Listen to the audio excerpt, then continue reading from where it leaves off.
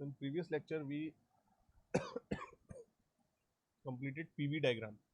ठीक है, phase diagram हमने देखा था कि प्रेशर और वॉल्यूम का फेज डायग्राम कैसे ड्रॉ होता है और क्या क्या वेरिएशन है, और जो वेरिएशन वो डायग्राम शो कर रहा है, what is the reason behind that. Pressure and volume. I want to draw something like this.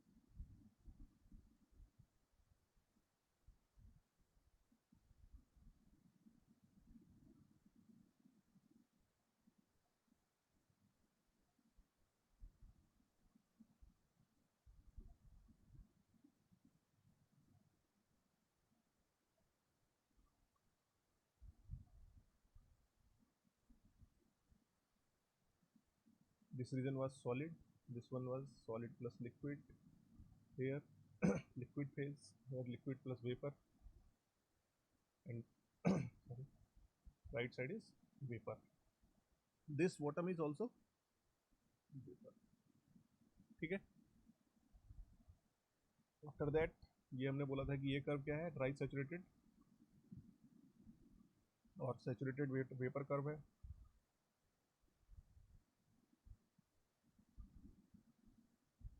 This was saturated liquid curve.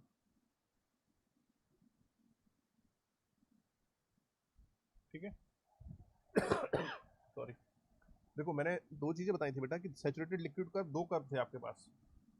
एक this one which is almost like a straight line, and another is this one, this left curve. ठीक है. But दोनों में difference क्या था कि ये जो सैचुरेटेड लिक्विड कर्व जहां जो मैंने लिखा है, डिनोट किया है अभी, this was with respect to vaporisation and this was with respect to solidification. ठीक है.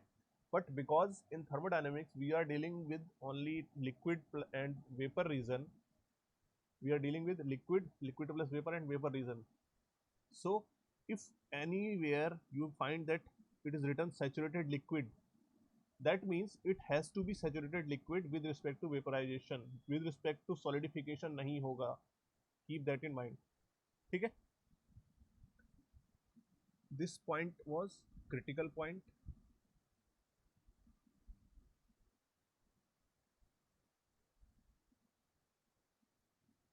ठीक है. अब एक चीज ध्यान दो, जब मैं बेटा इस लाइन की बात कर रहा हूँ, ये जो बॉटम में लाइन ड्रॉ कर रखी है, ये वाली लाइन. ठीक है. तो यहां से लेके और यहां तक आप अगर इस लाइन को ध्यान से देखोगे तो हर जगह आपको दिख रहा है कि कहीं ना कहीं तीन फेज एग्जिस्ट कर रहे हैं. ठीक है. That's why it is called triple point line.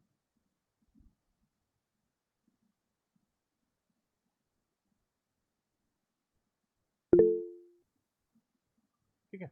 अब इसके बारे में अच्छे से डिस्कस हम अभी कमिंग लेक्चर्स में करेंगे. ठीक है. अभी सिर्फ आपको पता होना चाहिए बस ये लाइन कैसे आया, क्या हुआ, वो सब हम आपको बाद में डिस्कस करेंगे. ठीक है.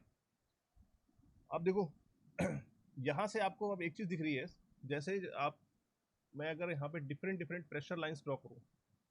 ठीक है. Sorry, different pressure lines draw करूँ तो कांस्टेंट प्रेशर लाइंस कैसे आएंगी, ये आएंगी हॉरिजॉन्टल लाइंस. ठीक है. अब देखो जैसे जैसे आप प्रेशर बेटा इंक्रीज करते जा रहे हो, ऑब्वियसली बात है कि जैसे आप अपवर्ड जाओगे तो प्रेशर इंक्रीज होगा. ठीक है. This is in this direction में प्रेशर क्या होगा, इंक्रीज होगा. ठीक है. तो जैसे जैसे आप प्रेशर इंक्रीज करते जा रहे हैं, जो डिफरेंस है specific volume of saturated liquid, it is denoted by V F fluid. ठीक है. And specific volume of saturated vapour, it is denoted by we जी. ठीक है. मैंने बोला कि specific volume of saturated liquid कहाँ होगा, इस लाइन पर होगा, ये जो व्हाइट कलर का कर्व है यहीं पर होगा सैचुरेटेड लिक्विड. ठीक है. Saturated vapour, dry saturated vapour कहाँ है, इधर राइट वाली साइड पर है. ठीक है. तो यहाँ पर जो इसका स्पेसिफिक वॉल्यूम होगा पर्टिकुलर प्रेशर पे, that is denoted by V F. और उसी प्रेशर लाइन पर जो सैचुरेटेड वेपर का स्पेसिफिक वॉल्यूम है, that is denoted by we जी. ठीक. ये किस प्रेशर के लिए? पर्टिकुलर प्रेशर के लिए P1। सेम किसी और प्रेशर के लिए इसकी वैल्यू कुछ और होगी, but still it is denoted by VF and VG। Difference क्या होगा? इनकी वैल्यू चेंज हो जाएगी बिकॉज प्रेशर इज चेंज्ड। ठीक, अब देखो जैसे जैसे आप बेटा प्रेशर हम इंक्रीज करते जा रहे हैं, you can easily find out or you can easily conclude that the difference between VG और VF is reducing।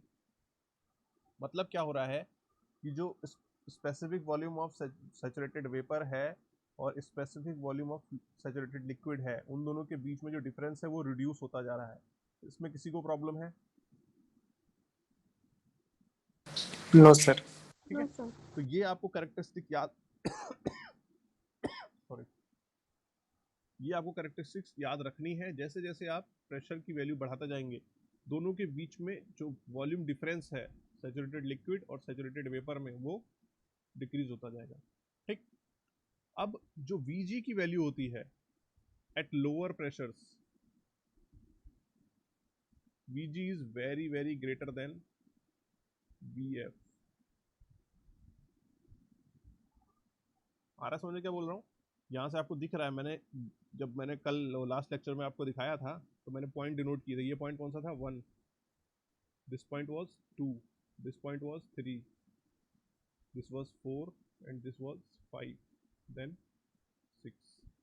ठीक है, तो जब मैं 1 2 3 4 ये पॉइंट डिनोट किए तो मैंने Vg में बहुत स्मॉल स्मॉल इंक्रीज किया, इंक्रीमेंट किया। बट जैसे ही मैंने 4 से 5 में मैं गया तो मैंने एक लार्ज इंक्रीमेंट हुआ स्पेसिफिक वॉल्यूम में। ठीक है, तो if I am taking the values of specific volume of saturated liquid and saturated vapor at lower pressures, so that will be the specific volume of saturated vapor will be very very high as compared to saturated liquid। ठीक है, वो हम कहाँ से पता कर सकते हैं? वो हम स्टीम टेबल से पता कर सकते हैं। स्टीम टेबल में क्या होता है, अभी सिर्फ इतना जान लो, स्टीम टेबल में डायरेक्ट आपको एक प्रेशर दे रखा है, उसके करस्पॉन्डिंग VF और VG की वैल्यू दे रखी है आपको। सिर्फ अभी के लिए हम लोग स्टीम टेबल अलग से टॉपिक पढ़ेंगे, बस आपको विजुलाइज कराने के लिए कि कितना डिफरेंस होता है, मैं आपको स्टीम टेबल दिखा रहा हूँ बस। ठीक है, कोई कंफ्यूज होने की बात है नहीं अभी कि सर स्टीम टेबल क्या हो गया, कैसे होना चाहिए। वो आप जब हम लोग पढ़ेंगे तो अपने आप समझ में आ जाएगा, स्टीम टेबल के अलग से है।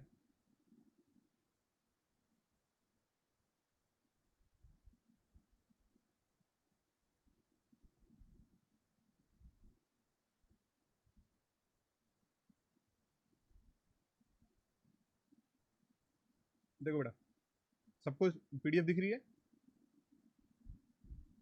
Yes sir. ठीक है, देखो पहला देखते हैं हम लोग। प्रेशर क्या है आपका? 1 किलो पास्कल। यहाँ देखिए दिस वन, तो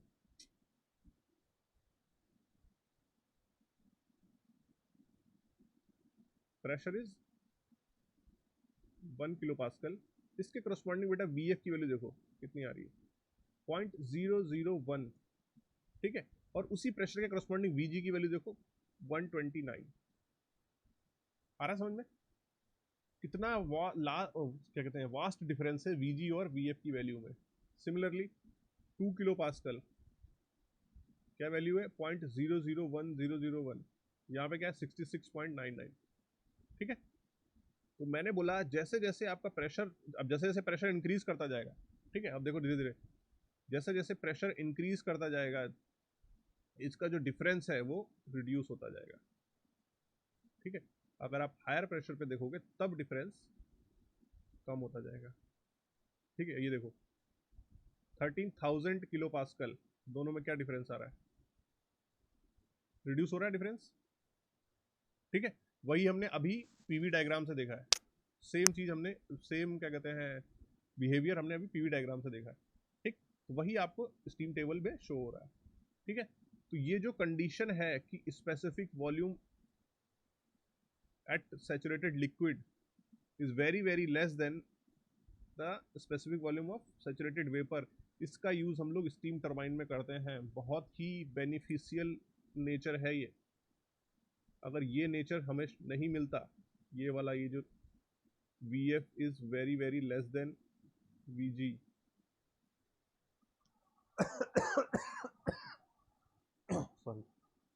तो स्टीम टरबाइन की हम जो एफिशिएंसी अभी अचीव कर पा रहे हैं वो अचीव नहीं कर पाते, ठीक है।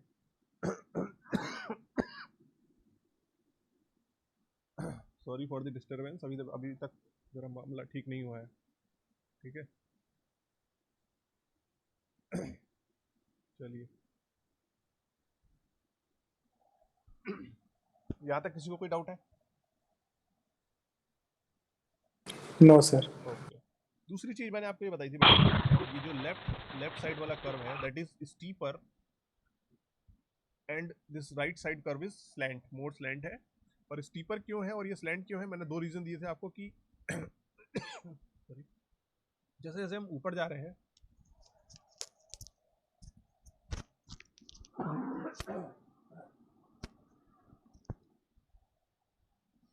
जैसे जैसे हम अपवर्ड प्रेशर इंक्रीज कर रहे हैं टेम्परेचर भी इंक्रीज हो रहा है। So there are two things which are taking place due pressure is increasing and temperature is also increasing, okay, but due to increase in pressure volume will decrease, but due to increase in temperature volume will increase, ठीक है। तो मैंने बताया था जब मैं हम लोग बात करेंगे सैचुरेटेड लिक्विड की, so liquids are incompressible in comparison to vapours और गैसेस, ठीक है। So liquids are incompressible, that means जो प्रेशर इंक्रीज की वजह से जो डिक्रीज इन वॉल्यूम होगा वो बहुत कम होगा as compare to increase in volume, that's why while going upward volume is increasing slowly, ठीक है। ऑन द अदर हैंड जब हम राइट हैंड साइड की बात कर रहे हैं तो क्या है यहाँ पे, इस राइट हैंड साइड में क्या है आपका वेपर्स है विच आर हाईली कंप्रेसिबल, ठीक है। तो कंप्रेसिबल है तो यहाँ पे कौन सा इफेक्ट डोमिनेट हो जाता है, डिक्रीज इन वॉल्यूम वाला, ठीक। ये मैंने आपको बोला था कि मैं दिखाऊंगा, तो ये देखिए ये है बल्क मॉडुलस की वैल्यू वाटर और एयर के लिए। वाटर के लिए वैल्यू है 2 × 10⁶ kilo newton per metre square. On the other hand air के लिए है 101 kilo newton per metre square. तो वाटर के लिए जो वैल्यू है वो अराउंड 2000 टाइम्स ज्यादा है एयर के। आ रहा समझ में? और बल्क मॉडुलस मैंने क्या बताया था आपको उस दिन, how we can define bulk modulus. bulk modulus K is defined as increase in pressure to the change in volume with respect to original volume. This I have defined, ठीक है। Bulk modulus ज्यादा होने का मतलब numerator की numerator ज्यादा है और डिनोमिनेटर कम है, तभी तो के की वैल्यू ज्यादा होगी। न्यूमिरेटर की वैल्यू ज्यादा होगी और डिनोमिनेटर की वैल्यू कम होगी, दैट्स मीन तभी के की वैल्यू ज्यादा होगी।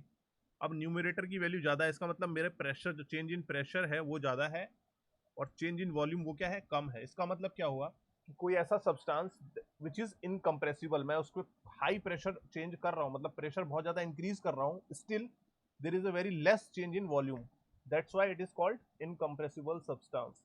उसी के लिए के की वैल्यू ज्यादा होगी। तो अभी हमने देखा वाटर के लिए और एयर के लिए, air is air we treat as mixture of gases, तो एयर के लिए और वाटर के लिए के की वैल्यू देखी, द वैल्यू ऑफ के for water is 2000 times of value of के फॉर एयर। इसीलिए जो हमारे लिक्विड्स हैं हम उनको क्या लेके चलते हैं, ऑलमोस्ट इनकम्प्रेसिबल ट्रीट करके चलते हैं, ठीक है। चलिए फिर आगे बढ़ते हैं।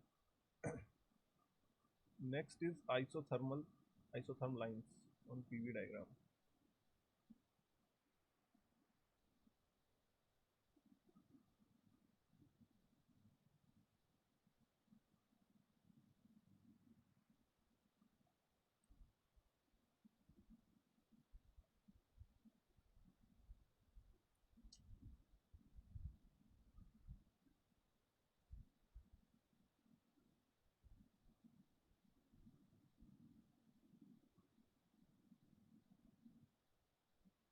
एक चीज ध्यान रखना, कभी भी अगर आप पीवी डायग्राम ड्रॉ कर रहे हैं तो दोनों का स्लोप सेम मत दिखाना। अगर आपने स्लोप सेम दिखा रखा है इसका मतलब आपको एग्जैक्ट बिहेवियर पता नहीं है, ठीक है। इसको भी हटा दो यार, देखा नहीं मुझे।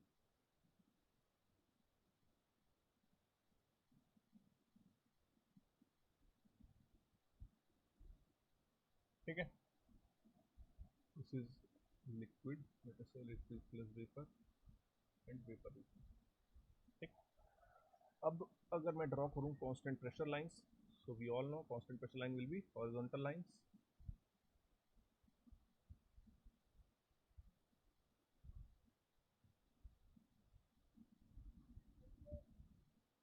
these all constant pressure lines। ठीक है। अब देखो, हर प्रेशर के करस्पॉन्डिंग उसका बॉइलिंग टेम्परेचर होगा। आ रहा समझ में क्या बोल रहा हूँ? जैसे कि हम लोगों ने अभी ऑलरेडी ये डिस्कस कर चुके हैं हम लोग लेक्चर में कि if I am saying that pressure is 1 atmospheric, then temperature or saturation temperature are corresponding to that pressure is always 100 degree Celsius. ठीक है, मतलब अगर प्रेशर चेंज हुआ 1 एटमॉस्फेयर से तो टेम्परेचर भी चेंज हो जाएगा। मतलब क्या है कि अगर मेरा प्रेशर 1 एटमॉस्फेयर रह रहा है तो मेरा वाटर 100 डिग्री सेल्सियस पे बॉईल होगा। अगर प्रेशर मेरा 1 एटमॉस्फेयर से चेंज हो जा रहा है तो मेरा क्या कहते हैं जो वाटर है उसका बॉइलिंग टेम्परेचर चेंज हो जाएगा। ठीक, ये हम लोगों को सबको पता है। ठीक, this you can easily check from steam table also. See 1 atmosphere kilo pascal में कितना होगा? देखो यहाँ 101, yes sir. 101.325 kilo pascal. ठीक, इसके करस्पॉन्डिंग टेम्परेचर देखना बेटा कितना आ रहा है? 99.97, अप्रोक्सीमेटली 100 डिग्री सेल्सियस। आ रहा है समझ में? लेकिन जैसे ही टेम्परेचर चेंज हुआ, सॉरी प्रेशर, देखो अब प्रेशर 125 किलो पास्कल हो गया तो टेम्परेचर क्या हो गया? 105.97। मतलब अब जो वाटर बॉईल होगा वो किस टेम्परेचर पे होगा? 105.97 डिग्री सेल्सियस जब टेम्परेचर पहुंचेगा तब वाटर बॉईल होना स्टार्ट होगा।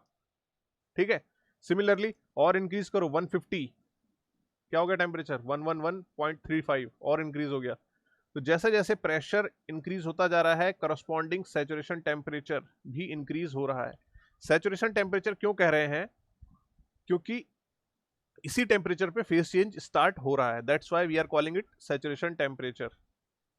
Okay, on the other hand अगर आप प्रेशर डिक्रीज करना स्टार्ट कर दो, 75 डिग्री किलो पास्कल कर दिया मैंने प्रेशर, कितने डिग्री सेल्सियस पे बॉयल हो जाएगा? 91.76। इतनी डिग्री सेल्सियस पे ही वाटर बॉयल होना स्टार्ट कर देगा। ठीक है, that is the reason why that वो हमने जो डिस्कस किया था कि कुकिंग के लिए हिली एरियाज में प्रेशर कुकर भी यूज, प्रेशर कुकर। ठीक है, because the pressure in the hilly areas is less, so water will boil even at lower temperature. ठीक है, सो कहाँ गया भाई? हाँ, ठीक है, सो हर प्रेशर के करस्पॉन्डिंग एक टेम्परेचर होगा। ठीक है, सैचुरेशन टेम्परेचर। तो अगर मैं इसमें saturation sorry constant temperature lines draw करना चाहूँ या आइसोथर्मल लाइंस ड्रॉ करना चाहूँ तो how they will come, will look like something like that. देखो जो वेपर वाला रीजन है वहां पे वो ऑलमोस्ट आइडियल गैस की तरह बिहेव करते हैं। ठीक, क्यों करते हैं वो भी हम लोग आगे पढ़ेंगे। ठीक है, तो वेपर वाले में हमने पढ़ा है कि पीवी डायग्राम में आइसोथर्मल लाइंस कैसी होती है, something like this, that we have already read. ठीक है, अगर मैं प्रेशर और वॉल्यूम एक्सिस पे आइसोथर्मल लाइंस ड्रॉ करूं तो कैसे ड्रॉ होगी? वो ऐसे ड्रॉ होगी। ठीक, ये हमने ऑलरेडी पढ़ चुके हैं आइडियल गैसेस के केस में। ठीक, तो जो वेपर रीजन होता है वो behave as an ideal gas. तो यहाँ पे जो कांस्टेंट टेम्परेचर लाइंस आएंगी वो ऐसे ही आएंगी।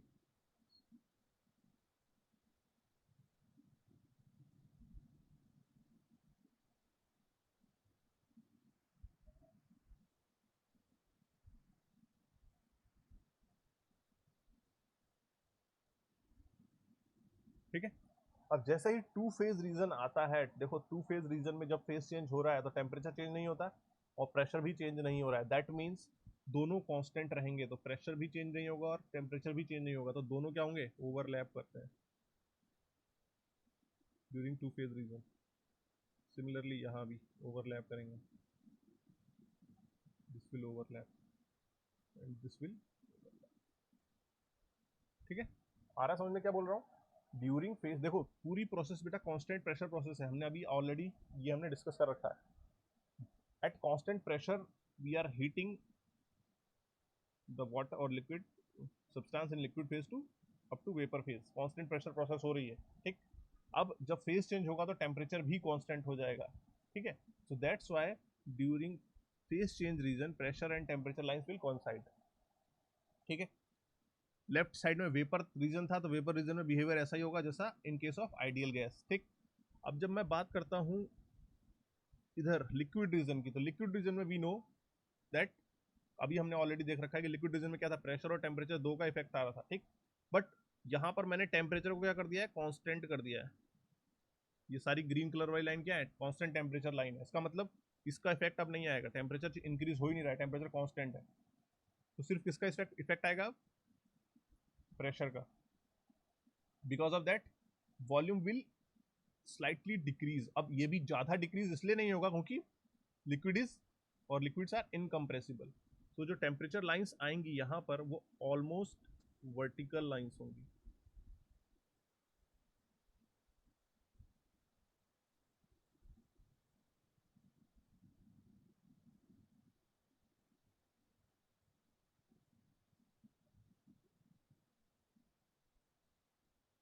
ये मैंने अभी ये स्लोप भी बहुत ज़्यादा दिखा दिया, इतना भी स्लोप नहीं होता है, ठीक है। ऑलमोस्ट वर्टिकल लाइंस होती हैं, ठीक है। वो मैं अब यहाँ ड्रॉ कर रहा हूँ तो इतना अच्छे से ड्रॉ नहीं हो रहा है, ठीक है। तो ये जो लाइंस आती हैं कांस्टेंट टेम्परेचर लाइंस, ये ऑलमोस्ट वर्टिकल लाइंस होती हैं इन लिक्विड रीजन, ठीक है।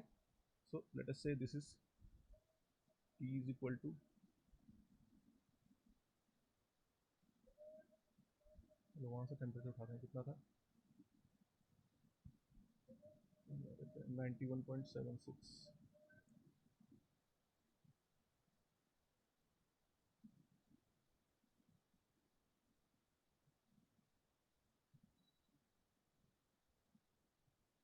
ये हो गया T is equal to 100 degree Celsius. इसके करस्पॉन्डिंग प्रेशर क्या था, 75 किलो पास्कल, और यहाँ क्या था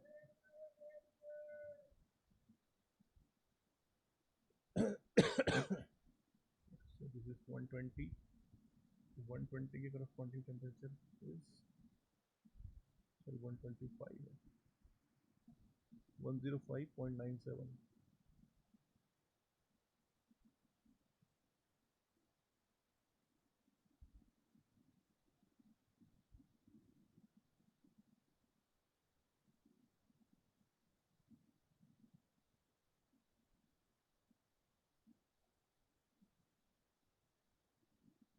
ठीक है, मैंने सिर्फ क्या करा है, हर प्रेशर के करस्पॉन्डिंग उसका सैचुरेशन टेम्परेचर लिखा हुआ है,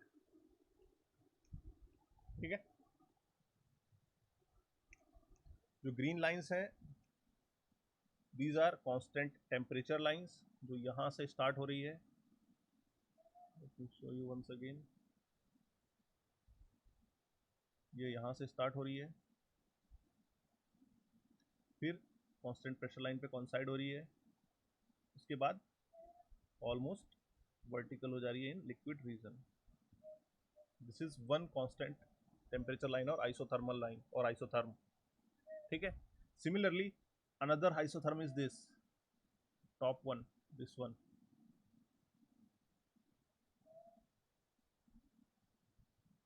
ठीक है।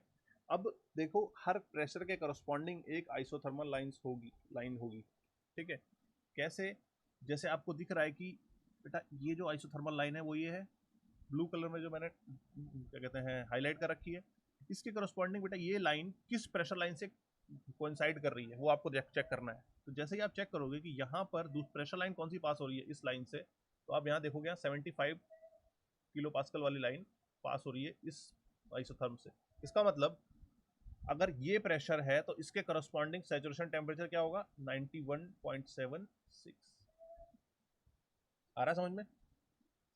मुझे अगर किसी प्रेशर के करस्पॉन्डिंग सैचुरेशन टेम्परेचर ग्राफ से फाइंड आउट करना है तो आपको सिर्फ ये देखना है कि उस कांस्टेंट प्रेशर लाइन से कौन सी आइसोथर्मल लाइन कोइंसाइड हो रही है।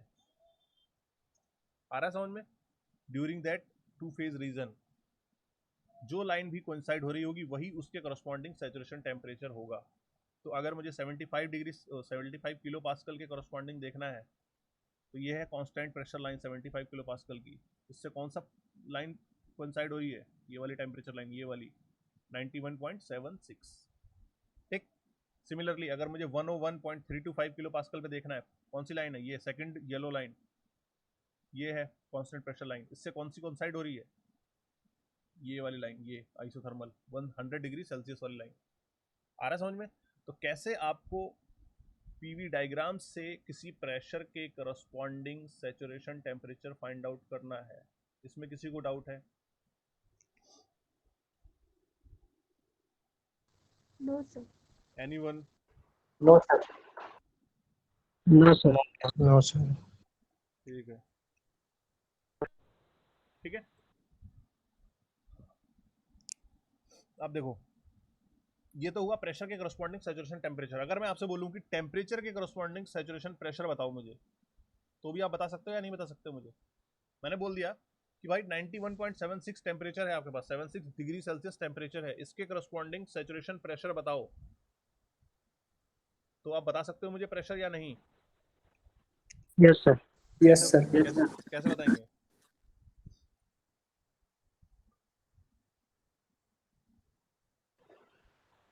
सर वो टेम्परेचर जिसके मतलब जिसके क्या बोलते हैं सर, जिसके मतलब उसके अकॉर्डिंग जो सैचुरेशन प्रेशर बताना होगा ना सर, तो वो जो लाइन पे कांस्टेंट लाइन से हाँ, हो रहा हो वही ठीक है, प्रेशर सेम हो सेम जाएगा। वही है बेटा। जो अब मुझे क्या देखना है, जब मैं टेम्परेचर दे रखा है, इसका मतलब मुझे कांस्टेंट टेम्परेचर लाइन को फॉलो करना है। ठीक, तो कांस्टेंट टेम्परेचर लाइन 91.76 वाली कहाँ है? ये है ब्लू कलर में जो मैंने हाईलाइट करी है। ठीक, अब इस लाइन पे टू फेज रीजन में कौन सी प्रेशर लाइन कोइंसाइड कर रही है वो मुझे चेक करना है। तो प्रेशर लाइन ये कौन सी कोइंसाइड कर रही है इससे? 75 किलो पास्कल वाली। इसका मतलब अगर मेरा टेम्परेचर 91.76 डिग्री सेल्सियस है, यहाँ पे डिग्री सेल्सियस से ध्यान रखना, कुछ और मत समझ लेना। ठीक, तो उसके करस्पॉन्डिंग सैचुरेशन प्रेशर क्या होगा? वो होगा 75 kilo pascal. Similarly if I am having a temperature of 100 degree Celsius, so corresponding to this temperature the saturation temperature will be, अब यहाँ पे देखोगे आप कि यहाँ पे कौन सी लाइन कोइंसाइड कर रही है, जब आप चेक करोगे तो 101.325 किलो पास्कल वाली दिखेगी। इसका मतलब इस टेम्परेचर के करस्पॉन्डिंग ये सैचुरेशन प्रेशर है। ठीक है, अब देखो दोनों चीजें हैं, ध्यान रखना। अगर प्रेशर दिया है तो उसके करस्पॉन्डिंग सैचुरेशन टेम्परेचर होता है, अगर टेम्परेचर दे रखा है तो उसके करस्पॉन्डिंग सैचुरेशन प्रेशर होता है। मतलब क्या हुआ कि अगर मैंने आपको बोल दिया कि बेटा 125 किलो पास्कल प्रेशर है, मुझे बताओ वाटर कब बॉईल होगा, ठीक है, तो आप बोलोगे सर जब टेम्परेचर 105.9 पहुंचेगा तब ही बॉईल होगा।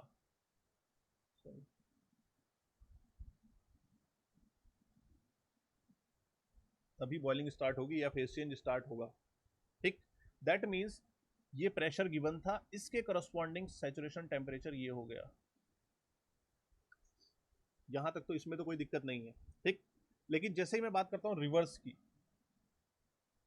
अब मैंने बोला कि I have the temperature 91.76 degree Celsius, this is the temperature given. अब मुझे ये बताओ बेटा कि at which pressure the two phase region और the phase change will start. आ रहा समझ में क्या पूछ रहा हूं मैं? अब मैंने आपको टेम्परेचर दिया, now I am asking about eight which pressure the phase change will start, so that pressure will be the saturation pressure corresponding to this temperature, और वो saturation temperature क्या है? 75 किलो पास्कल। अब वो कैसा है देखो, यहाँ अगर मैं बेटा 91.76 टेम्परेचर की लाइन को देखूं, ठीक है, तो देखो जहां रेड कलर देखना, जहां पर रेड रेड डॉट बना रहा हूं मैं, ठीक है, डिफरेंट डिफरेंट, इस हर पॉइंट पे बेटा प्रेशर डिफरेंट होगा, होगा या नहीं होगा? जो राइट हैंड साइड में मैंने बनाए हर पॉइंट पे प्रेशर क्या है? डिफरेंट है, लेकिन टेम्परेचर क्या है? कांस्टेंट है। लेकिन इसमें से किसी भी प्रेशर पे फेज चेंज नहीं हो रहा है। ध्यान रखना क्या बोल रहा हूं मैं, temperature is constant during this whole this, because this is isothermal line और आइसोथर्मल लाइन। ठीक, टेम्परेचर कांस्टेंट है, बट टेम्परेचर की वैल्यू क्या है? कंटिन्यूसली यहां से यहां तक कंटिन्यूसली चेंज हो रही है। ठीक है, बट किसी भी प्रेशर के लिए फेज चेंज नहीं हो रहा है अभी तक, बट जैसे ही प्रेशर यहाँ पहुंचा, ये वाली पोजीशन पे पहुंचा, आपका फेज चेंज स्टार्ट हो जाएगा। आ रहा समझ में क्या बोल रहा हूँ? तो मतलब किसी एक पर्टिकुलर टेम्परेचर के लिए एक पर्टिकुलर प्रेशर ही है जिस पर फेज चेंज स्टार्ट होगा, अदरवाइज किसी और प्रेशर पे फेज चेंज स्टार्ट नहीं होगा। That's why we are calling that pressure saturation pressure. ठीक है, दोनों सही, दोनों जो कंडीशंस हैं वो एप्लीकेबल हैं। मतलब एक पर्टिकुलर प्रेशर दे रखा है तो उसके करस्पॉन्डिंग भी एक पर्टिकुलर टेम्परेचर होगा जहां पर फेज चेंज स्टार्ट होगा। On the other hand, if one temperature is given, so corresponding to that temperature one saturation pressure will be there or particular pressure will be there at which phase change will start। आ रहा है समझ में क्या बोल रहा हूँ? किसी को डाउट है यहां तक? Anyone? No sir. No sir. चलो ध्यान रखना भाई, अगर किसी को कोई डाउट आ रहा है तो पूछ ले, क्योंकि बाद में बेटा दिक्कत होगी आपको अगर ऐसे अभी समझ में नहीं आएगा तो। ठीक है, चलिए फिर यहाँ तक मुझे लगता है कि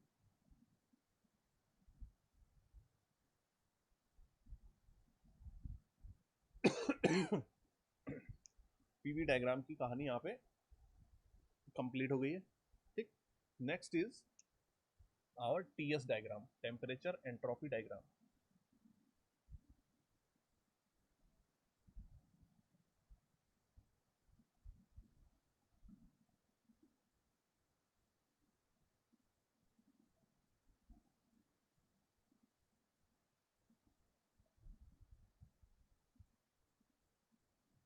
ठीक है, सेम प्रोसेस हमें इस डायग्राम के लिए भी करना है।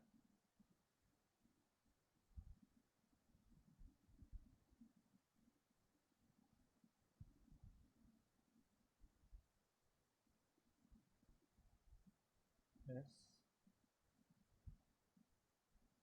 ठीक है सर, अब देखो टीएस डायग्राम बनाने से पहले दो चार चीजें हैं जो आपको देखनी पड़ेंगी।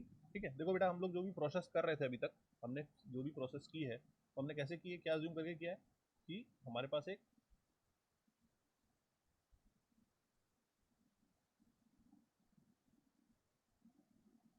पिस्टन सिलेंडर अरेंजमेंट है। ठीक है, जिसपे हम प्रेशर क्या रख रहे हैं, कांस्टेंट रख रहे हैं। मतलब during the whole process pressure is constant. यहाँ पे पहले इनिशियल में कोई सब्सटेंस है किसी फेज में, मान लिया हमने स्टार्ट कर रहे हैं सॉलिड फेज से, उसको हम हीट करना स्टार्ट कर रहे हैं। During the heat phase change हो रहा है लेकिन प्रेशर क्या रह रहा है, कांस्टेंट रह रहा है। ठीक, तो जैसे मतलब यहाँ पर भी जो लाइंस आएंगी वो क्या होंगी, कांस्टेंट प्रेशर लाइंस आएंगी। ठीक, तो सबसे पहले मुझे ये पता होना चाहिए कि कांस्टेंट प्रेशर लाइंस का स्लोप ऑन टीएस डायग्राम कैसा होता है। ठीक, पीवी डायग्राम पे हमें डायरेक्ट दिख रहा था क्योंकि एक एक्सिस प्रेशर थी, तो वहां पे मुझे पता था कि हॉरिजॉन्टल लाइंस आएंगी कांस्टेंट प्रेशर लाइंस, बट यहाँ पर कोई भी एक्सिस प्रेशर नहीं है।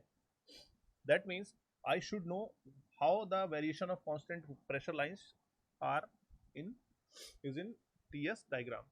ठीक है, उसके लिए एक इक्वेशन होती है that is called TdS equation, हम लोग बाद में पढ़ेंगे। TDS is equal to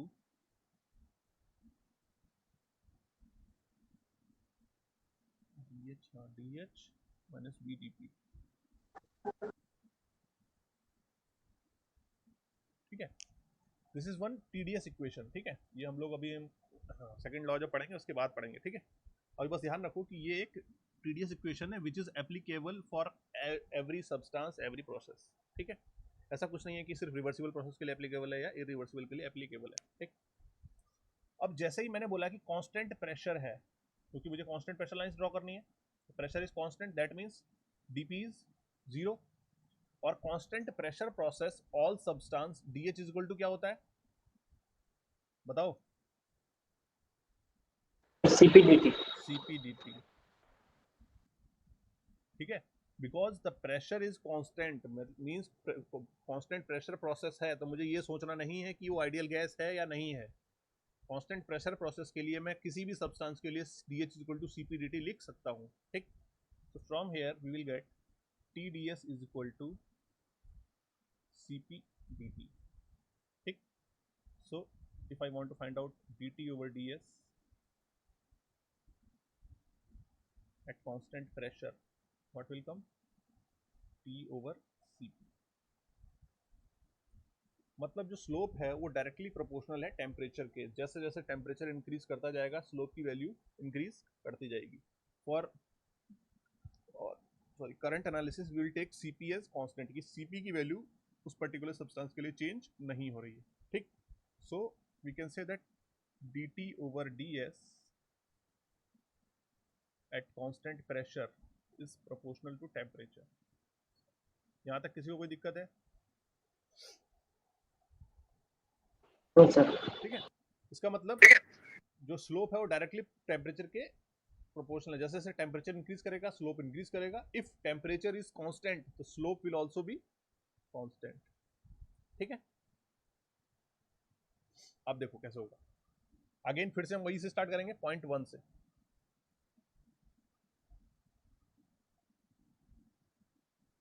late us से कि पॉइंट 1 यहां कहीं.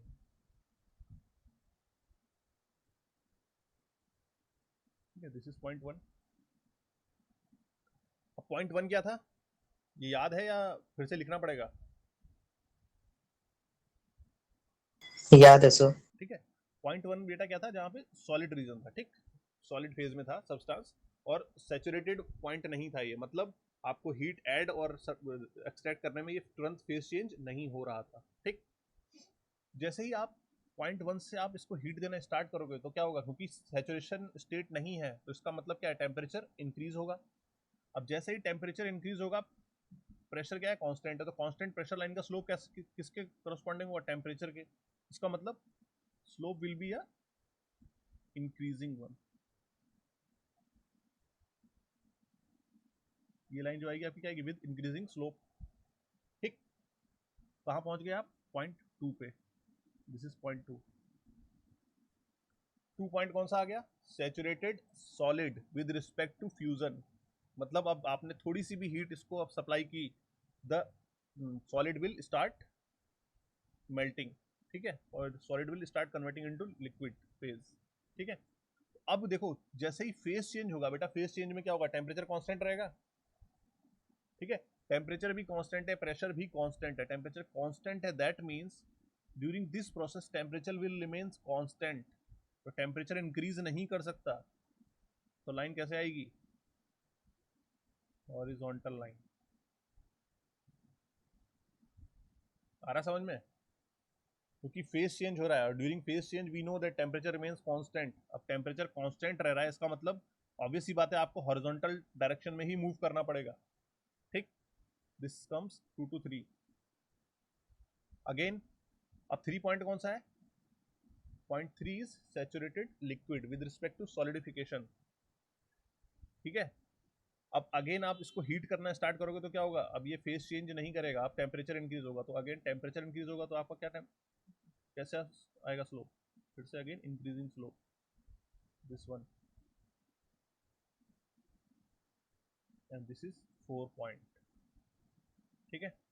Point 4 is saturated liquid with respect to vaporisation. अब आप हीट ऐड करना शुरू करोगे तो ये फेज चेंज फिर से स्टार्ट हो जाएगा और फेज चेंज में फिर से temperature will remain constant. So this will become horizontal.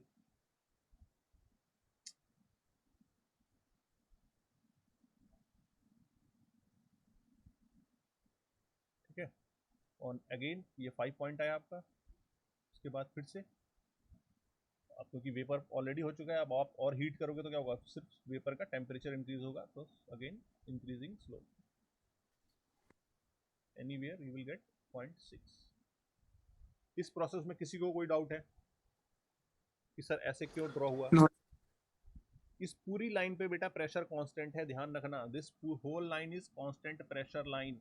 Pressure is equal to constant. किसी को कोई डाउट है ऐसे क्यों बनी sir? Anyone? No sir. Okay. ठीक है. अब अगर सिमिलर देखो मान लो लेट अस से कि P इज इक्वल टू मैंने P1 पे बनाया ये लाइन. अब मैंने प्रेशर चेंज किया, मतलब यहाँ पे कोई वेट रख दिया इसके ऊपर, तो ऑब्वियसली बात है प्रेशर चेंज हो गया। अब प्रेशर इंक्रीज हुआ तो दूसरी pressure line, constant pressure line में दूसरी ड्रॉ करूंगा ऊपर। So will something like this.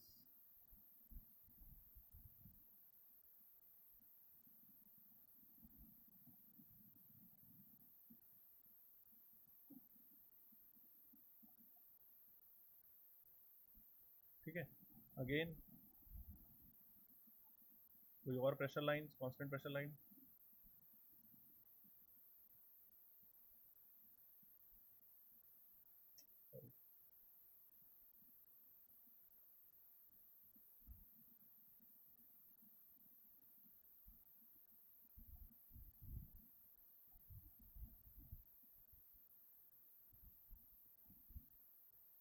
ठीक है।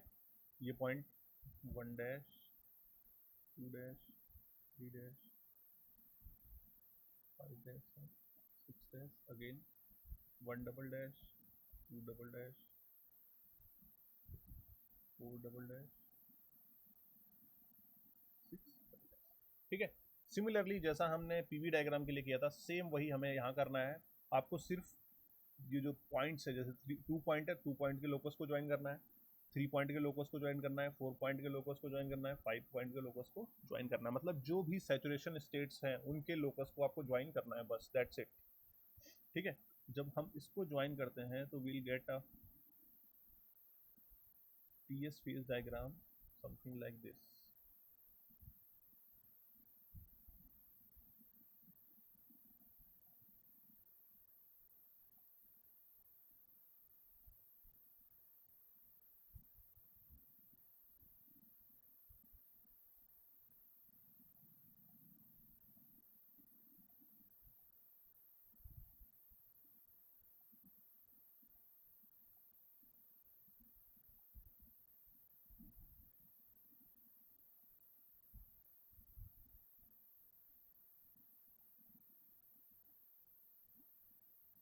ठीक है, कुछ हमको ऐसा डायग्राम मिलता है। अगेन यहाँ पर solid region, here solid plus liquid, यहाँ लिक्विड, लिक्विड प्लस वेपर, और this one is vapour.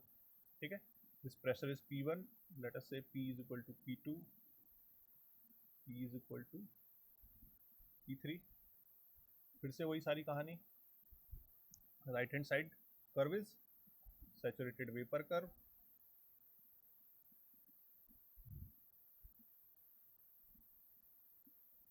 this curve is saturated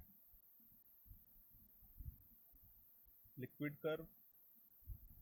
अब with respect to solid vaporization मैं नहीं लिख रहा हूँ, now you know। again this is also saturated liquid curve,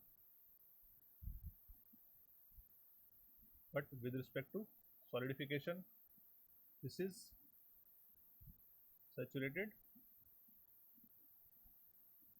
solid curve। the point at which these two curves are joining, that is called critical point।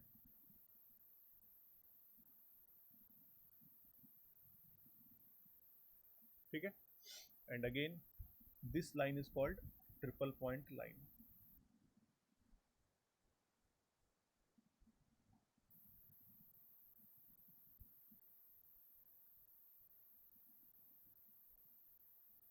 ठीक है, तो this is your TS phase diagram। ठीक, अब again we will deal with liquid, liquid plus vapor and vapor phase, vapor region। ठीक है, phase region। so let me draw that only।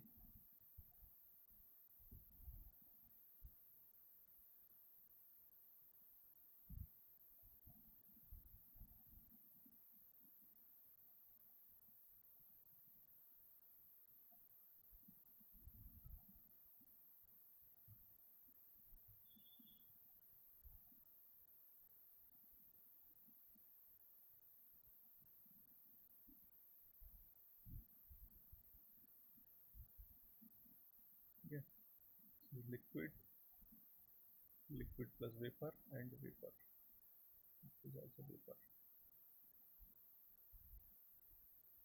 temperature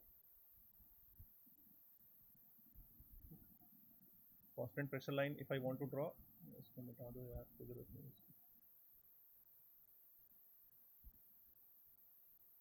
If you want to draw constant pressure lines, then it will come something like this.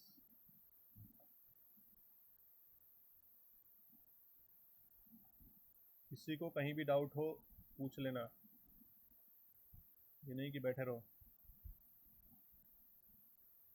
These all constant pressure lines. Let us say यहाँ पे P is equal to what? 75 kilopascal. P is equal to 101.325 kilopascal नहीं लिख रहा हूँ, P is equal to 125, ठीक है।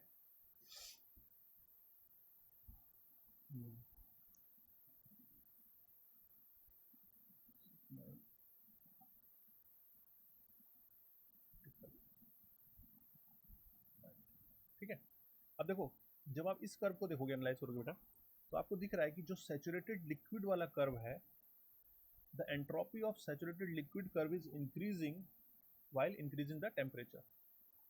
ठीक है, जैसे जैसे मैं टेम्परेचर को इंक्रीज करता जा रहा हूँ, ये कर्व क्या है, राइट की तरफ बेंड है थोड़ा सा, ठीक है। दैट मीन्स जैसे जैसे मैं ऊपर की तरफ जाता जा रहा हूँ, एंट्रोपी क्या होती जा रही है, इंक्रीज होती जा रही है, जो एस की वैल्यू है, ठीक। On the other hand saturated vapour curve है, उसकी एंट्रोपी क्या होती जा रही है, जैसे जैसे प्रेशर सॉरी टेम्परेचर इंक्रीज होता जा रहा है, उसकी एंट्रोपी डिक्रीज होती जा रही है। Because of that nature these two curves are joining at a point that is called critical point, ठीक।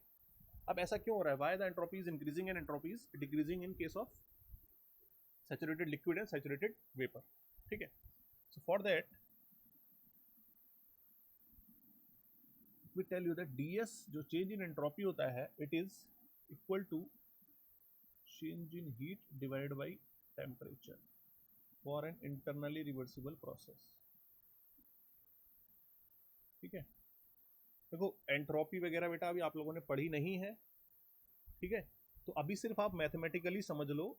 मैथमेटिकली अगर आपने समझ लिया कि ये जो मैं बोल रहा हूँ वैसा ही होना चाहिए, उतना सफिशिएंट है अभी के लिए, ठीक है। अभी आपको ये जानने की जरूरत बस मैं ये नहीं है कि सर ये कहाँ से आ गया, ये इक्वेशन आप कहाँ से लेके रख दिया, मुझे तो पता ही नहीं था, तो मैं कैसे समझूंगा। That is not required right now.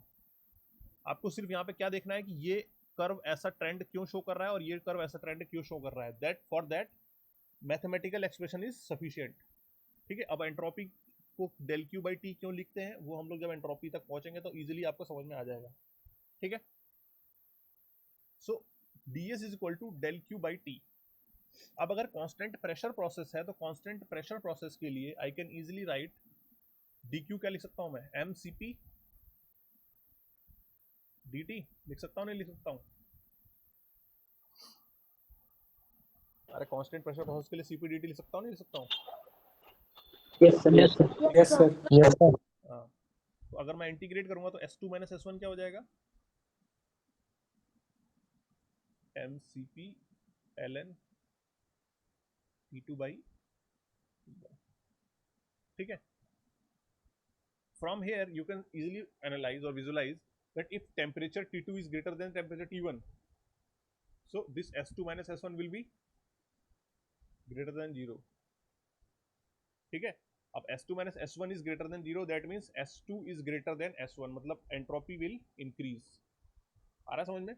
अगर मैं टेम्परेचर इंक्रीज करता जाऊंगा कांस्टेंट प्रेशर प्रोसेस के लिए, तो क्या होगा, एंट्रोपी इंक्रीज होती जाएगी, ठीक। ऑन द अदर हैंड जब मैं बात कर रहा हूँ टू फेज रीजन की, ठीक है, दिस इज बेटा क्या है, टू फेज रीजन के लिए नहीं था, ये सिर्फ किसके लिए था, जहाँ पे फेज चेंज नहीं हो रहा है। ये जो एक्सप्रेशन मैंने लिखा है, दिस इज ओनली फॉर जहाँ पर फेज चेंज नहीं हो रहा है, ठीक है, पर्टिकुलर सेम फेज है। अब जब मैं बात कर रहा हूँ टू फेज रीजन की, तो टू फेज रीजन के केस में टी की वैल्यू क्या है, चेंज नहीं होगी, temperature is constant, ds again del Q by T, ठीक है। और टू फेज रीजन में जो आप हीट सप्लाई करते हो उसको क्या बोलते हैं हम, अगर मुझे किसी सब्सटेंस का फेज चेंज करना है from liquid to vapour, then what is we call that heat, जो मुझे सप्लाई करनी होती है उसी को क्या बोलते हैं, latent heat, हाँ, latent heat of what? vaporization. Vaporisation, ठीक है। लेटेंट हीट ऑफ वेपोराइजेशन, उसको यहाँ पे डिनोट करते हैं HFG से, ठीक है, Yes, sir. It by T, और you can also right it latent heat LH by T DS,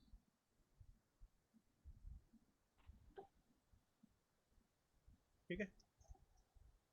तो अब देखो यहाँ पे हीट आपको एंट्रोपी, अगर मान लो मैंने ये पॉइंट पकड़ा और ये पॉइंट पकड़ा, तो यार इसको A और B से डिनोट करो वरना पुराना कंफ्यूजन हो जाएगा। Let's say this is point A, this is point B, this is point C, ठीक है। अब जैसे जैसे आप क्या कहते हैं A से B में आओगे, एंट्रोपी इंक्रीज होगी, कहाँ से? क्योंकि टेम्परेचर इंक्रीज हो रहा है, ठीक। अगेन अब जब B से C में आप एंट्रोपी चेक करोगे तो कौन सा इक्वेशन आपको फॉलो करनी है? This equation you have to follow, ठीक। Now from here I can write that SC minus SB is equal to latent heat by temperature, ठीक है। तो SB आपको पता है, जैसे ही आप latent heat by temperature वहाँ पे ऐड करोगे इसमें SB में, तो आपको एंट्रोपी मिल जाएगी एट C पॉइंट, ठीक है। अब एक चीज, जैसे जैसे आप बेटा ऊपर की तरफ जाते जाओगे, मतलब टेम्परेचर जैसे जैसे इंक्रीज होता जाएगा, लेटेंट हीट विल डिक्रीज। मतलब क्या हुआ कि अगर मैं बात करूं कि 75 किलो पास्कल, छोड़ो पहले यहाँ पे कांस्टेंट टेम्परेचर लाइन ड्रॉ करता है,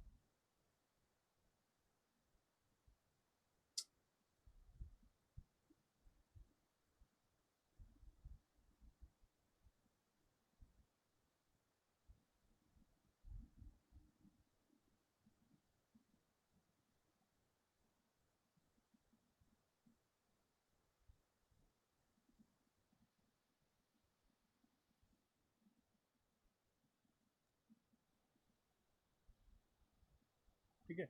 यहाँ पे टेम्परेचर क्या हो जाएगा? कितना था? 95 था, 91.76,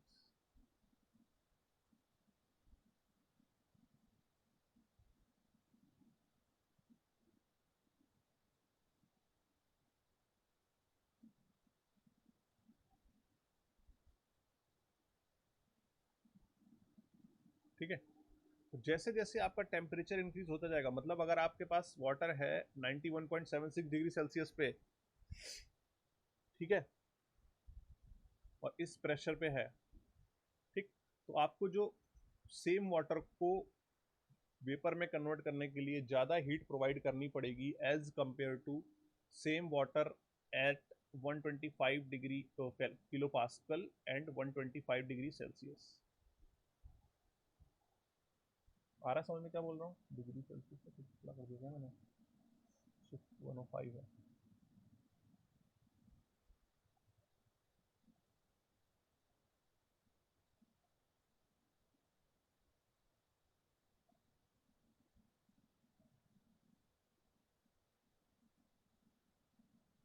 ठीक है। समझ में आ रहा है? जैसे जैसे आप ऊपर की तरफ जाते जाओगे बेटा, इसकी लेटेंट हीट क्या होती जाती है? डिक्रीज होती जाती है, ठीक है। लेटेंट हीट का मतलब क्या है कि आपको सेम अमाउंट ऑफ वाटर को लिक्विड से वेपर में कन्वर्ट करने के लिए कम हीट सप्लाई करनी पड़ेगी as we are going to increase pressure और टेम्परेचर, ठीक है। जैसे जैसे आप प्रेशर इंक्रीज करते जा रहे हो, तो आपको क्या हो रहा है, जो लेटेंट हीट आप सप्लाई कर रहे हो वो रिड्यूस होती जाती है, डिक्रीज होती जाती है, ठीक। अब जैसे जैसे लेटेंट हीट डिक्रीज होती जाएगी, तो जो एंट्रोपी की वैल्यू है राइट हैंड साइड में, वो भी डिक्रीज होती जाएगी सैचुरेटेड वेपर कर्व पर। क्यों? क्योंकि यहाँ बी में आपने ऐड किया लेटेंट हीट बाई टेम्परेचर, इस क्वांटिटी को आपने ऐड किया बी वाली क्वांटिटी में, तब आपके पास सी की एंट्रोपी आई, ठीक है। अब जैसे ही आप ऊपर गए, तो यहाँ पे जो एंट्रोपी होगी उसमें आप ऐड करोगे लेटेंट हीट बाई टेम्परेचर। अब देखो टी सैचुरेशन, तो ये जो टेम्परेचर है वो ये वाला टेम्परेचर है, इसके करस्पॉन्डिंग सैचुरेशन टेम्परेचर यहाँ पर क्या था, वो 91.76 था। जैसे ही आप ऊपर गए, टेम्परेचर तो इंक्रीज हो गया, बट जो लेटेंट हीट है वो डिक्रीज हो रही है। आ रहा समझ में? तो ये क्वांटिटी डिक्रीज हो जाएगी टोटल। सो दैट्स वाई जो ये वेपर सैचुरेटेड वेपर वाले कर्व है वो क्या होगा, उसकी एंट्रोपी जैसे जैसे आप टेम्परेचर इंक्रीज करते जाओगे उसकी एंट्रोपी डिक्रीज होती जाती है। इसीलिए इस वेपर कर्व का जो नेचर है दैट इज लेफ्टवर्ड, एंड ये जो लिक्विड कर्व का नेचर है it is bend towards right. ठीक है, that's why there is both curves are joining at a point, at a common point that is a called critical point. किसी को कोई problem है? No sir. No sir. No sir. चलिए बढ़िया है, कोई प्रॉब्लम नहीं है। अब देखो अगेन मैं आपसे अगर बोलूँ यहाँ पे बेटा आप प्रेशर के करस्पॉन्डिंग टेम्परेचर फाइंड आउट करो या टेम्परेचर के करस्पॉन्डिंग प्रेशर फाइंड आउट करो तो आप इजीली यहाँ पर भी फाइंड आउट कर सकते हो। सेम चीज आपको यहाँ पर भी देखना है। ठीक है, वहां मैंने पीछे क्या किया था बेटा, कांस्टेंट टेम्परेचर लाइंस ड्रॉ की थी पीवी डायग्राम पे, यहाँ पे मैंने कांस्टेंट प्रेशर लाइंस ड्रॉ की हैं टीएस डायग्राम पे। ठीक है, तो अगर मैंने आपको एक प्रेशर दे दिया कि pressure is 75 kilopascal, tell me the saturation temperature corresponding to this pressure, तो आप क्या करोगे, इस प्रेशर लाइन, ये है रेड वाली प्रेशर लाइन, ये कौन से टेम्परेचर से कॉन्साइड कर रही है, आप देखोगे कौन से कर रही है, 91.76 से कर रही है। इसका मतलब इस प्रेशर के corresponding saturation temperature will be 91.76 degree Celsius.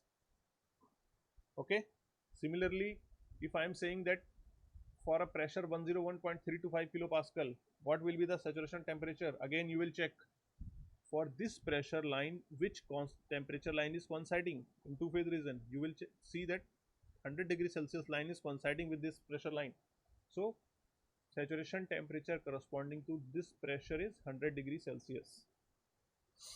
ठीक है, ये तो हो गया जब आपको प्रेशर दिया है टेम्परेचर पूछा है। अब इसका रिवर्स, अगर टेम्परेचर दिया है प्रेशर पूछा है तब क्या आपको होगा बताओ, जिस लाइन को कॉन्साइड करेगा कौन सी लाइन को कॉन्साइड करेगा बेटा, ये बताओ ना, पूरा क्लियरली बताओ। मेरे पास टेम्परेचर गिवन है, मतलब मैंने बोल दिया आपको 100 डिग्री सेल्सियस टेम्परेचर बेटा, सैचुरेशन टेम्परेचर क्या होगा, तो आप क्या बोलोगे, कैसे पता लगाऊं मैं, कैसे बोलोगे मुझे सर ऐसे करिए तो पता चल जाएगा, बोलो किसने बोला था अभी?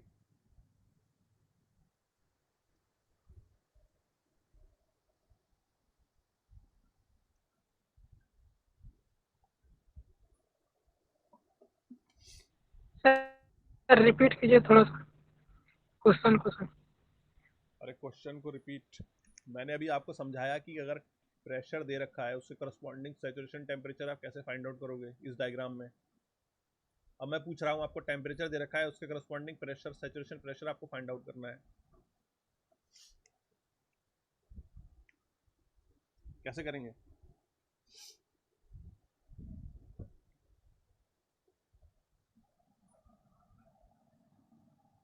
बहुत सिंपल चीज है यार, इसमें इतना टाइम क्या लगा रहे हो, एनीवन कोई भी पूरी क्लास में। सर लेटेंट हीट सर हो सकता है सर? लेटेंट हीट कहाँ से आ गया बेटा इसमें?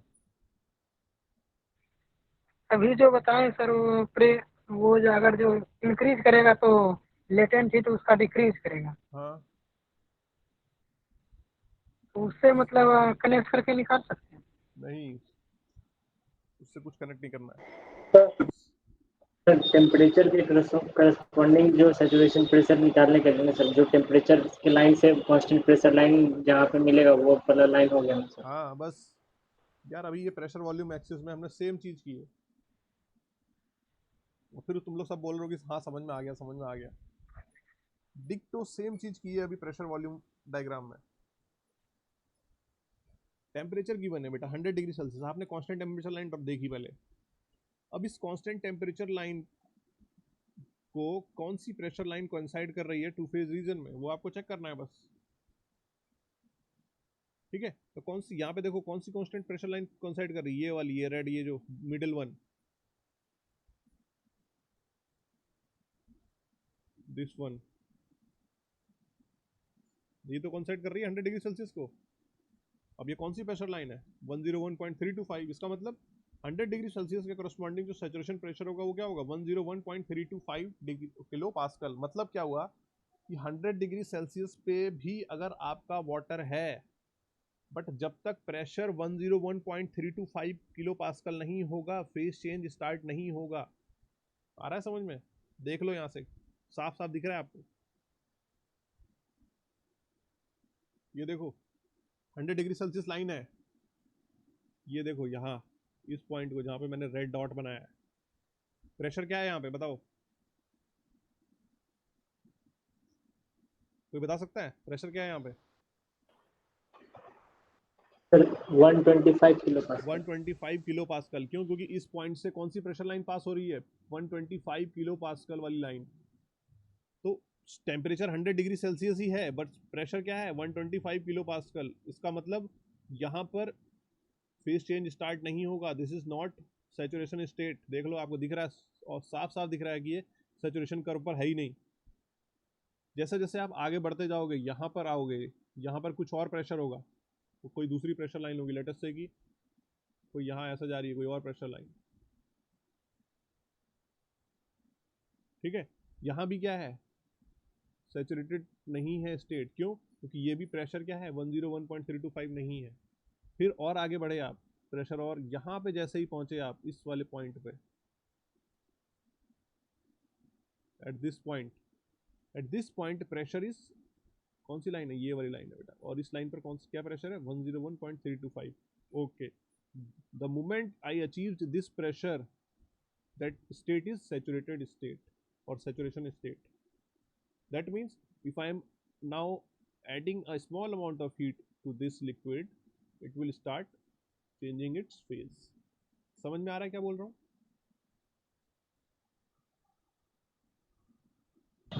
Yes sir. ठीक है।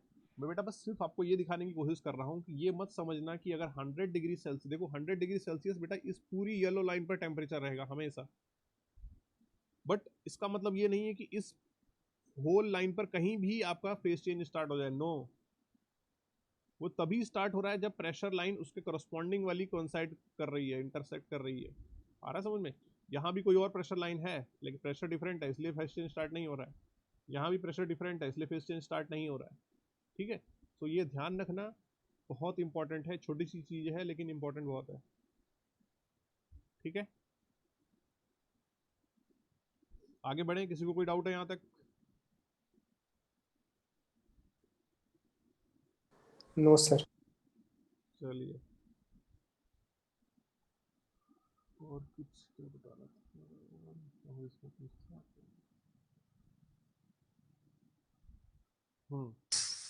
चलिए,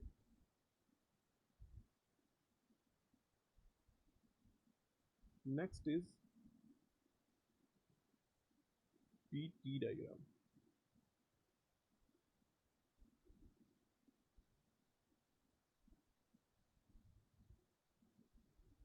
pressure and temperature diagram.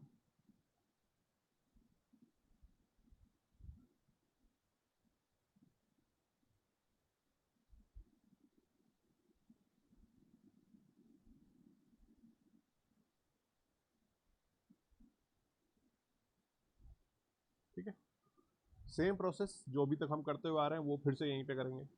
1 2 3 4 point जो स्टेट सी वो हमें लोकेट करनी है। ठीक है, तो अब पता चलेगा आप लोगों ने कितना सीखा अभी तक। ठीक है, बताना मुझे।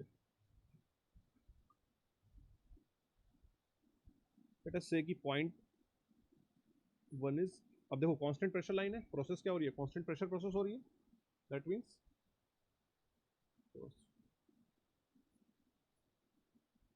हम कांस्टेंट प्रेशर लाइंस ड्रॉ कर लेते हैं। ये हो गई line. Second one is this.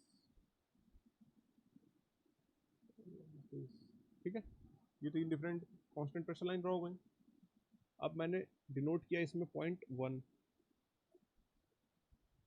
This is point 1। ठीक है,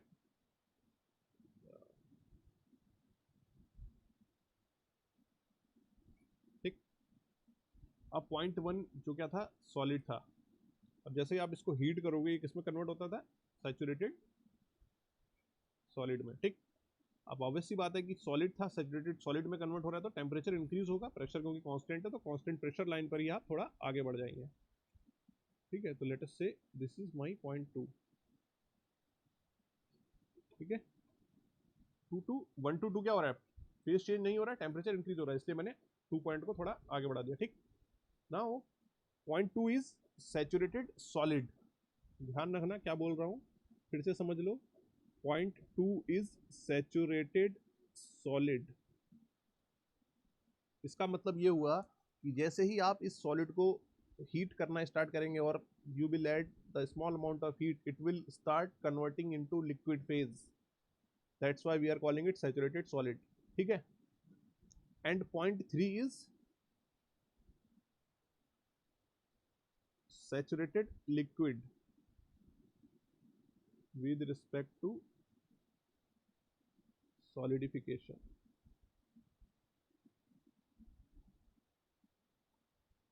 Now tell me, where will be the point 3? It will coincide on 2, it will be right side of the 2 or it will be left side of the 2.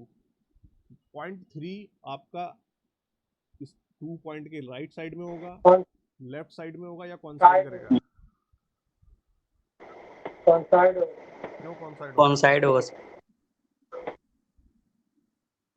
कॉन्साइड होगा तो क्यों होगा?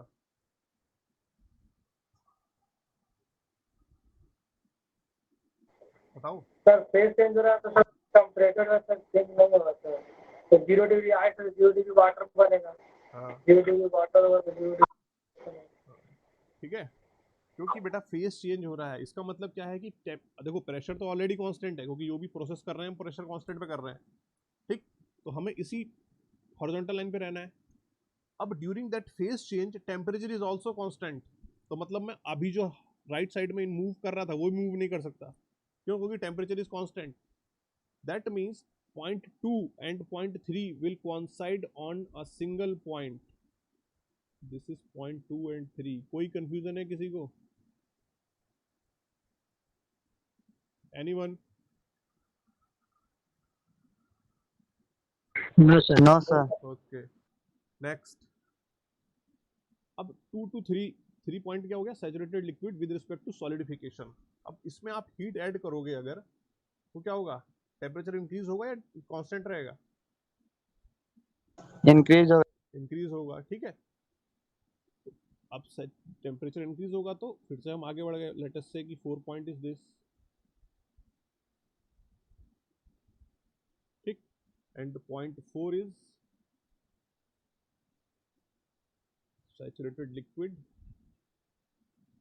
With respect to vaporisation. And 5 आपको पता ही है क्या होता है? Saturated vapour. सॉरी। ठीक, तो अब 4 पॉइंट तो ये है। Where will be the 5.5?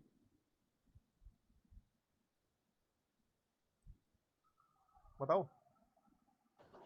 कॉन्साइड कर जाएगा सर वो। अगेन कोइंसाइड कर जाएगा। ठीक है, सो पॉइंट Coincide 5 कर विल जाएगा। Also be here only. ठीक है, और अगेन फिर जब 6 में लाओगे तो वो यहाँ कहीं आ जाएगा। ठीक, सेम प्रोसेस आपको डिफरेंट डिफरेंट सब्सटेंस के लिए करनी है।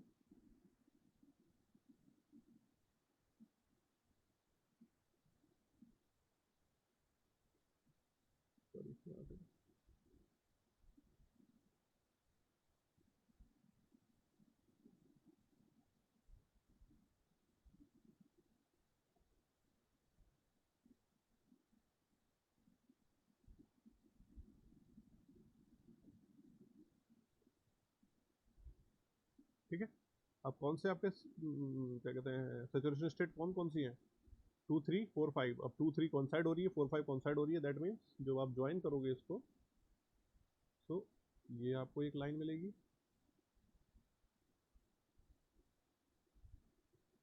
और एक ये लाइन मिलेगी आपको। दोनों यहाँ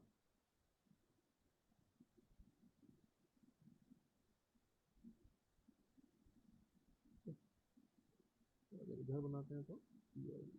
ठीक है, इस लाइन के left hand side solid region, this one liquid and this one is vapour.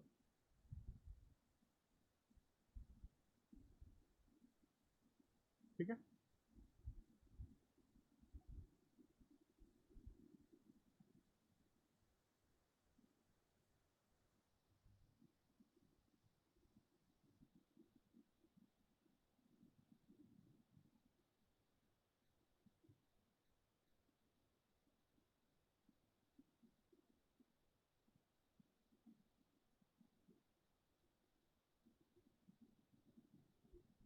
this will be your critical point,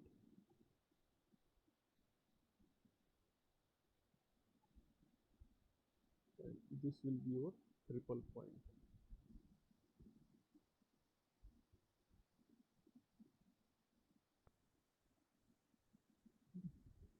अब देखो यहाँ पे अभी तक जो भी हमने डायग्राम पढ़े, फेज डायग्राम, प्रेशर वॉल्यूम पढ़ा, टेम्परेचर एंट्रोपी पढ़ा, दोनों फेज डायग्राम में हमें टू फेज रीजन दिख रहा था। टू फेज रीजन का मतलब ऐसा रीजन जहां पर दो फेज को एग्जिस्ट कर रहे हों, ठीक है। जैसे फॉर एग्जांपल जब मैं आपको टीएस डायग्राम दिखा रहा हूं, तो एक ये रीजन है जहां पर सॉलिड और लिक्विड एग्जिस्ट कर रहा है, दिस वन, ठीक है। और दूसरा ये रीजन है जहां पर लिक्विड प्लस वेपर एग्जिस्ट कर रहा है, ठीक है। तो दो रीजन आपको दिख रहे हैं साफ साफ जहां पर फेज चेंज हो रहा है। That means two phase region you can clearly visualise. Same जब मैं पीवी डायग्राम की बात कर रहा हूँ, this is the PV diagram, again solid plus liquid and liquid plus vapour, you are able to visualize again phase change region or two phase region. But when you are visualizing the P or T diagram, मतलब pressure temperature diagram, there is no two phase region. आपके पास solid है, liquid है और vapor है, solid plus liquid नहीं है, liquid plus vapor region नहीं है। ऐसा क्यों?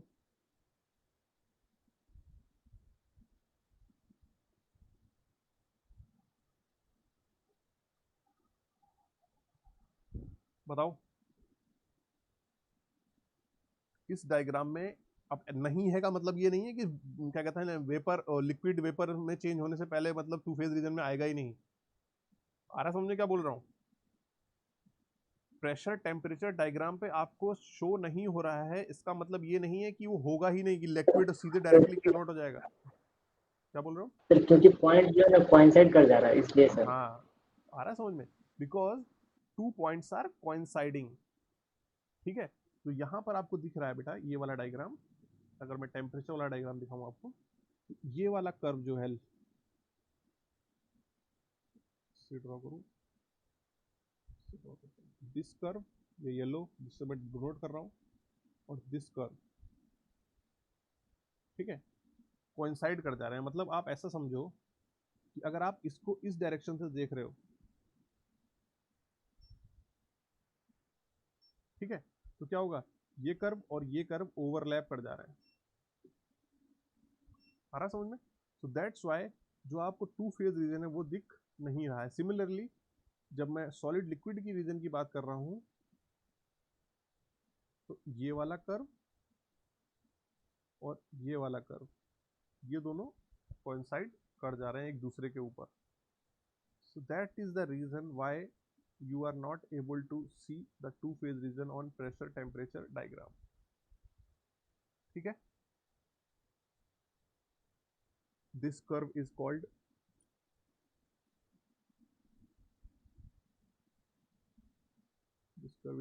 vaporization curve,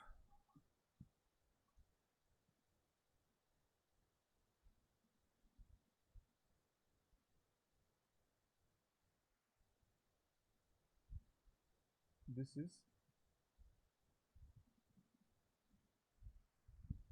fusion curve, and this is sublimation,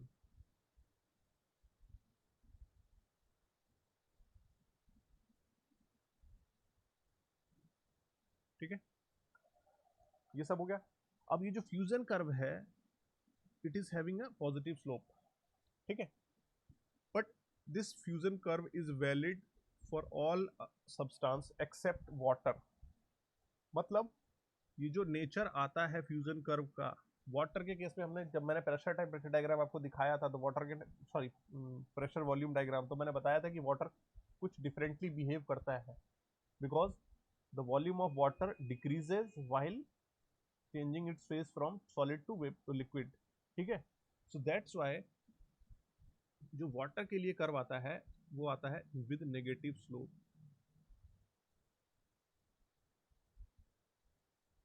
fusion curve की बात हो रही है सिर्फ, बाकी बिहेवियर सेम था। ये लास्ट लेक्चर का याद होगा तो समझ में आ जाएगा, नहीं याद होगा तो फिर नहीं समझ में आएगा।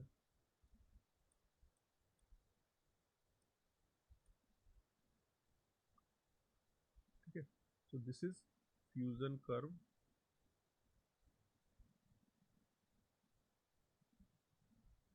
For water.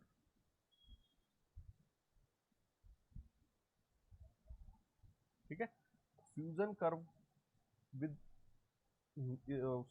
slope of the fusion curve is negative for water। ठीक है, तो मोस्ट ऑफ द केसेस में आपको कंपटीशन एग्जाम में ऐसा लिखा होता है dp over dt fusion for water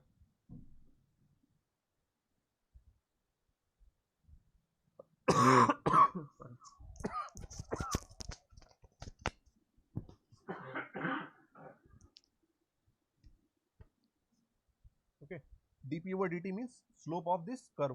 ठीक, अब फ्यूजन बोल रहा हूँ, दैट मीन्स इस फ्यूजन कर्व का कर्व स्लोप। ठीक है, दिस स्लोप इज नेगेटिव और लेस देन 0 फॉर वाटर। ठीक है, तो ध्यान रखना, बहुत क्या कहते हैं कंपटीशन एग्जाम में ये एक सिंपल सा क्वेश्चन भी आ रखा है। ठीक है, for water the value of dp over dt for fusion curve is positive, negative और 0। ठीक है, तो 0 नहीं होगा, स्लोप 0 नहीं है, पॉजिटिव नहीं होगा because it is negative slope. Negative. ठीक है, तो लेस देन 0 होगा हमेशा। ठीक है, कीप दैट इन माइंड। ठीक, this is only for water, बाकी कोई भी सब्सटेंस के लिए हमेशा कर्व क्या होगा, पॉजिटिव होगा। ठीक है, अब दूसरी चीज, this point is called triple point. अब ये पॉइंट ट्रिपल पॉइंट इसलिए कहलाता है because at this point all phases of any substance can को एग्जिस्ट। ऑल फेजेस का मतलब ये हुआ कि सॉलिड फेज, देखो ये पूरी जो लाइन है, अगर मैं व्हाइट वाली लाइन कंसिडर कर रहा हूं तो ये पूरा रीजन इधर वाला सॉलिड रीजन है, ये बीच वाला region is liquid region and this right side region is vapour region. ठीक है, तो व्हेन यू सी और चेक दिस पॉइंट, जहां पे मैंने ट्रिपल पॉइंट लिखा है, this point, at this point this is from this side it is solid, it is liquid or it is vapor. So all three phases can coexist at this point. ठीक है, so that's why it is called triple point। triple point इसलिए बोल रहे हैं क्योंकि तीन phase जो है मेरे, सभी तीनों phase can coexist at this point। ठीक है, so this is a unique point। सिर्फ एक ही पॉइंट होता है, देख लो इस पर्टिकुलर पॉइंट पे प्रेशर की वैल्यू भी एक है और उसके करस्पॉन्डिंग टेम्परेचर की वैल्यू भी एक ही है। दिस इज पी टीपी और दिस इज टी टीपी। आ रहा है समझ में क्या बोल रहा हूँ? This is a unique point. आपको कहीं और पॉइंट ऐसा नहीं दिख रहा है पूरे डायग्राम में, देख लो कहीं भी जहां पे तीनों फेज को एग्जिस्ट कर रहे हो। ठीक है, so that's why it is sir called, ये प्रेशर ऑफ ट्रिपल पॉइंट लिखे हैं। हाँ टीपी ट्रिपल पॉइंट। ठीक है, there is no any other point where you Yes, can sir. find that all three phases are coexisting in equilibrium। there is only one unique point। that's why जब मैंने आपको Gibbs phase rule पढ़ाया था तो क्या था Gibbs phase rule, याद है किसी को? Yes, sir. P plus 2 is equal to F equals to C minus P plus 2. क्या c minus V plus 2? Sir, अच्छा F equals to F C P minus plus plus 2 is equal okay to okay C okay plus okay, B. ठीक है, हाँ p plus F is equal to C plus 2। ठीक है, तो जब मैंने बोला था आपको कि टू फेज रीजन की बात कर रहे हैं, ठीक है, मैंने एक बार बता के बोला था कि सिंगल कंपोनेंट, ये हमने डिस्कस कर रखा है, single component two phase and again single component three phase. ठीक है, जब सिंगल कंपोनेंट टू फेज की बात करी थी बेटा हम लोगों ने, तो एफ की वैल्यू क्या आ गई थी, टू फेज था तो एफ P2 था, F is equal to component 1 था 2, एफ की वैल्यू क्या आ गई थी यहाँ से, एफ इज इक्वल टू 1। ठीक है, सिंगल कंपोनेंट थ्री फेज था तो P इज इक्वल टू 3 हो गया plus F is equal to C is 1 plus 2. From here f is what? 0. ये दोनों condition now you can easily visualise. सबसे पहले बात कर रहे हैं सिंगल कंपोनेंट 3 फेज. जैसे ही तीनों फेज एग्जिस्ट कर रहे हैं एक साथ, आपको कोई भी प्रॉपर्टी की जरूरत नहीं है उसको डिफाइन करने के लिए. Why? Because that point is only one unique point. तो आपने अगर बोल दिया सिर्फ कि ऑल 3 फेजेस को एग्जिस्टिंग, तो और कुछ बोलने की जरूरत नहीं है. That is particular unique point for a particular substance. जैसे कि वाटर के केस में ट्रिपल पॉइंट प्रॉपर्टीज होती हैं. Pressure is 0.611 kilo pascal and temperature is 273.16 Kelvin or 0.01 degree Celsius. ठीक है, इट इज हो गई triple point property for water. आपको मेनली वाटर के लिए ही याद रखनी है, बाकी किसी सब्सटेंस के लिए याद रखने की जरूरत नहीं है. ठीक है, तो बेटा आपको क्लियरली पता है, दिख रहा है कि मैंने बोल दिया अगर water existing in equilibrium with all 3 phases, तो आपको पता है कि ऐसा सिर्फ सर एक ही पॉइंट पर हो सकता है और that point is called triple point. और उस पॉइंट पे टेम्परेचर और pressure is already we know. जब तक ये प्रेशर टेम्परेचर नहीं होगा तब तक तीनों फेज में वाटर एग्जिस्ट नहीं कर सकता. So that's why we don't need any property value to define this point. That's why f is coming 0. कोई confusion है यहाँ तक? No sir. ठीक है, ऊपर देखो. सर पिछले वाला स्लाइड में थोड़ा. हाँ, हेलो सर. क्या confusion है बेटा, बताओ. सर ये DP by D fusion of water, ये सर नहीं समझे हम. बेटा डीपी बाई थोड़ा एक बार फिर से रिपीट कर दीजिए. हाँ इक्वल. ठीक है. देखो जैसे आप कभी y और x में डायग्राम ड्रॉ करते हो तो डी बाई डी एक्स क्या होता है? स्लोप होता है उस डायग्राम का, जो भी कर्व आपने ड्रॉ किया है. होता है नहीं होता है? Yes sir. ठीक. अब मैंने ये बोला आपको बेटा Yes, कि sir. जो वाटर के केस में होता है, ये जो फ्यूजन वाला कर्व है वो ये व्हाइट कलर से दिख रहा है आपको. ठीक है, बट यही फ्यूजन कर्व वाटर के केस में कुछ ऐसा बनता है, ये जो मैंने ब्लू कलर से ड्रॉ किया है. बिकॉज वाटर, मैंने लास्ट क्लास लेक्चर में बताया था आपको कि वाटर का जो वॉल्यूम होता है वो डिक्रीज होता है देन वी आर, क्या कहते हैं, क्या बोलते हैं उसको, सॉलिड से लिक्विड में कन्वर्ट होता है. ठीक है, तो वाटर थोड़ा सा डिफरेंट नेचर बिहेवियर शो करता है. ठीक, इसीलिए जो वाटर के केस में है, ये जो फ्यूजन कर्व है वो ऐसा बन रहा है. अब आपको दिख रहा है यहाँ पे कि इसका स्लोप क्या है, नेगेटिव है. आ रहा है समझ में? No.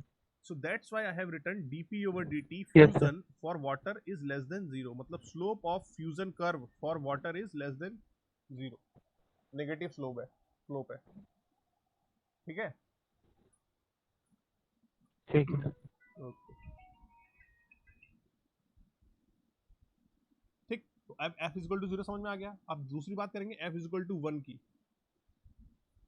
f is equal to 1 का मतलब क्या हुआ बेटा? सिंगल कंपोनेंट है, 2 फेज है. अब 2 फेज हम कहाँ देख सकते हैं? हमने देखा था भाई टीएस डायग्राम और पीवी डायग्राम दोनों में देखा था. ठीक, देखो यहाँ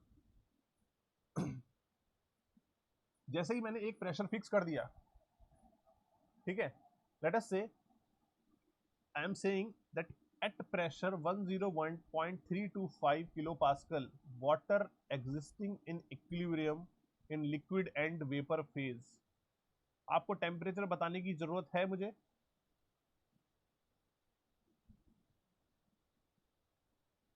ये क्वेश्चन है, मैं पूछ रहा हूं आप लोगों से. फिर से सुनो क्वेश्चन क्या बोल रहा हूं मैं. मैंने बोला कि pressure is 101.325 kilopascal. At pressure 101.325 kilopascal water is existing in और इन को existing in liquid and vapour phase. तो वहां पे मुझे टेम्परेचर बताने की जरूरत है? No sir. नहीं है. No sir. आ रहा समझ में? क्योंकि मुझे बेटा पता है कि पर्टिकुलर प्रेशर के करस्पॉन्डिंग एक ही टेम्परेचर है और पर्टिकुलर टेम्परेचर के करस्पॉन्डिंग एक ही प्रेशर है, मींस मैंने एक प्रॉपर्टी बता दी, दूसरी अपने आप फिक्स हो गई। आ रहा समझ में? So that's why that F is equal to 1 is coming. I need only one property to define that state.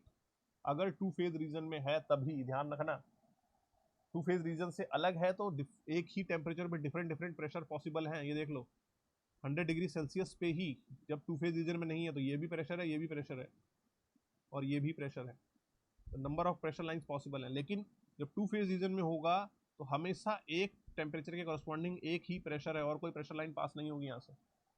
Similarly आप जब पीवी डायग्राम चेक करोगे तो वहां भी ये सेम कंडीशन है, देख लो टू फेज रीजन, ठीक। ये प्रेशर लाइन, इस टेम्परेचर लाइन की बात करूं अगर मैं, मिडिल वाली 100 डिग्री सेल्सियस की, यहाँ पे प्रेशर इसका 101 है, ऊपर गया तो 125 हो गया और इधर नीचे आया तो ये 75 भी हो सकता है। लेकिन जब टू फेज रीजन की बात करोगे तो प्रेशर क्या रहेगा, हमेशा 101.325 ही रहेगा 100 डिग्री के करस्पॉन्डिंग, ठीक है।